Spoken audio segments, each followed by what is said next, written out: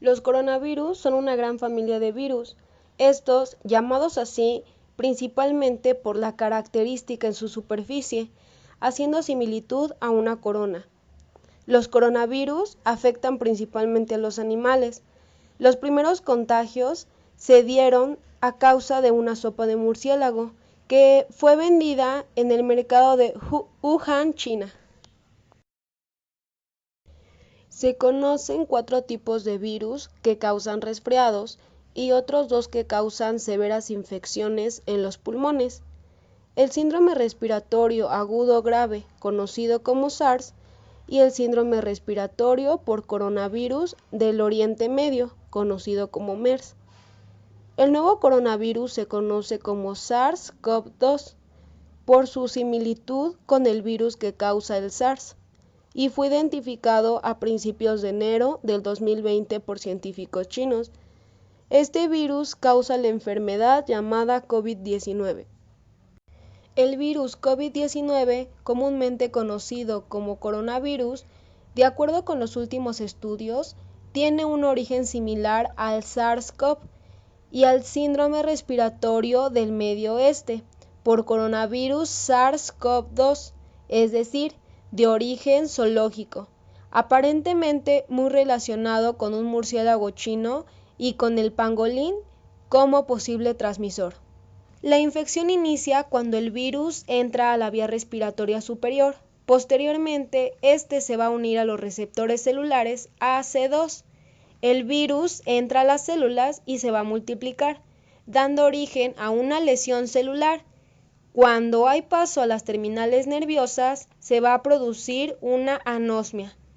En la infección inicial, también se le va a denominar primoinfección. La clínica va a ser leve y va a haber un inicio de la respuesta inmunitaria. Además, se va a presentar gran capacidad de diseminación viral, en este caso un proceso de contagio. La lesión pulmonar se origina debido a que el virus se va a alojar en el alveolo, generando una lesión en la pared alveolar que va a dar como respuesta una reacción inflamatoria. Esto va a activar a la inmunidad general, es decir, la activación de los macrófagos. Cuando estos son activados, se genera un proceso de alveolitis que nos va a generar tanto edema, neumonitis y alteración en la perfusión. Además, se da también una alteración en los pequeños vasos, generando una trombosis de los pequeños vasos, y esto va a dar respuesta a una alteración en la perfusión y como posible evolución. La infección pulmonar severa y la fase hiperinflamatoria se genera por la activación de la inmunidad general, además de una alteración inmunitaria, generando una tormenta de citocinas que nos va a dar origen a una fiebre prolongada. Esto va a generar una lisis celular, generando una disminución de los linfocitos. Cuando hablamos de la lesión alveolar, se produce una lesión en el endotelio, generando trombosis, generando que el virus se disemine tanto en las células endoteliales, que nos va a generar trombosis, en el miocardio, que va a dar origen a la miocarditis, en los riñones, generando un fallo renal, en el hígado, un fallo hepático, y en el sistema nervioso central, una encefalopatía necrosante aguda. Cuando hay un edema alveolar, se presenta tanto alteración en la ventilación y en la perfusión, que nos va a generar un disestrés respiratorio. Los signos y síntomas de la enfermedad de COVID-19 pueden aparecer entre los 2 y 14 días después de la exposición al virus. Este periodo entre la exposición y la aparición de los síntomas se le va a conocer como periodo de incubación.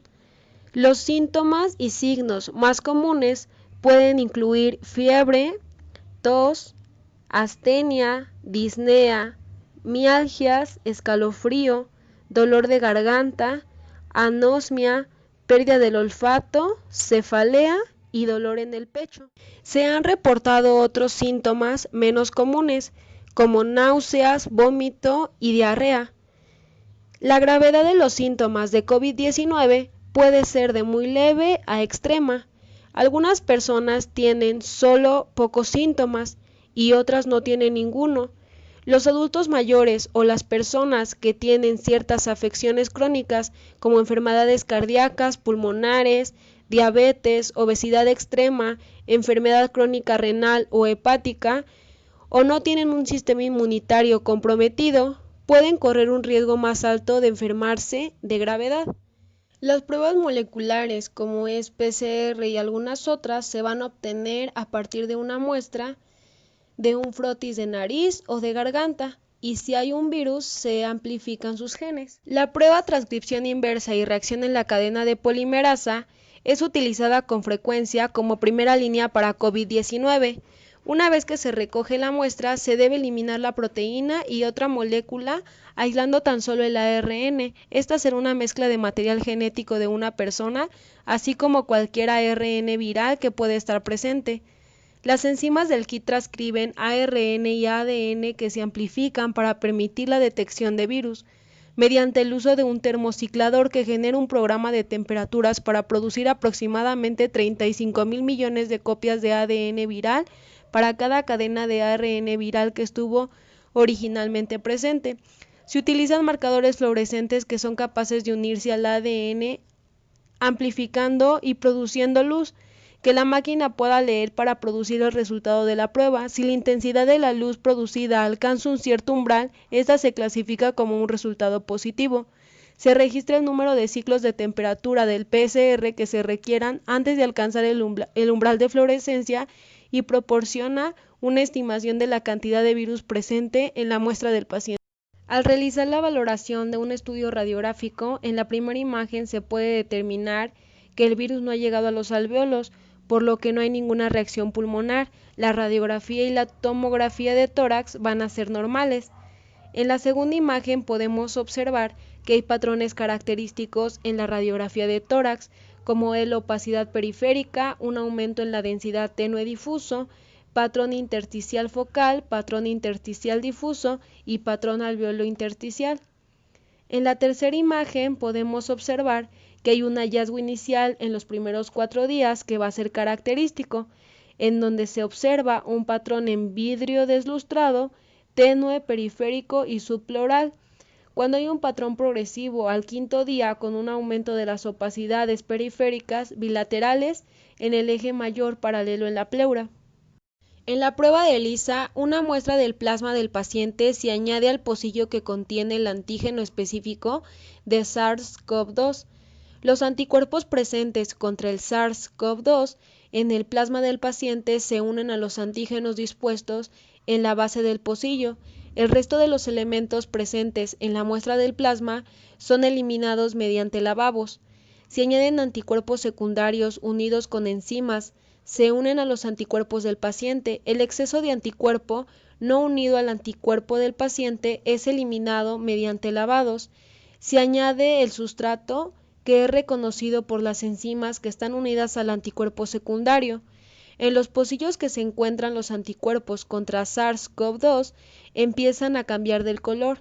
El producto formado es capaz de ser determinado objetivamente con un lector de placas. Si el paciente no fue identificado con COVID-19, todo el proceso no puede ser llevado a cabo de tal forma que no se forme un cambio de color en el pocillo. Aunque algunas soluciones de la medicina occidental tradicional o remedios caseros puedan resultar reconfortantes y aliviar los síntomas leves de COVID-19, hasta ahora ningún medicamento ha demostrado prevenir o curar esta enfermedad. La OMS no recomienda automedicarse con ningún fármaco, incluidos los antibióticos, para prevenir o curar el COVID-19. Sin embargo, hay varios ensayos clínicos en marcha, tanto de medicamentos occidentales como tradicionales. La OMS está coordinando la labor de desarrollo de vacunas y medicamentos para prevenir y tratar el COVID-19. En el área de odontología se va a realizar una evaluación al paciente. El odontólogo debe de ser capaz de identificar un caso sospechoso por contagio de COVID-19. No debemos realizar tratamientos sobre pacientes sospechosos de ser portadores de COVID-19, posponiendo cualquier tratamiento que no se considere como urgencia, al menos durante el tiempo estipulado como cuarentena, durante el cual el paciente desarrollará o no la enfermedad. debemos derivarlo a un hospital para la monitorización de su sintomatología y enfermedad. El odontólogo deberá realizar preguntas como: ¿tiene o ha tenido fiebre en los últimos 14 días? ¿Ha tenido problemas respiratorios, incluida tos, durante los últimos 14 días? ¿Ha viajado a países de riesgo los últimos 14 días? ¿Ha estado en contacto con personas que hayan tenido cuadros de fiebre, tos y o dificultad respiratoria en los últimos 14 días? Es importante la higiene y el lavado de manos. La transmisión por contacto y la transmisión orofecal han sido descritas como vías frecuentes de transmisión del virus. Por eso, y aunque como personal sanitario debemos realizarlo de manera frecuente y abundante durante nuestra práctica diaria. Para realizar las medidas de protección al personal en la clínica dental es necesario utilizar el nivel número 3, que consiste en la colocación de gafas de protección ajustadas a la cara con goma, estancas, pantalla facial, utilizar gorro quirúrgico desechable, mascarillas FFP3 o 2, batas impermeables desechable y guantes de nitrilo.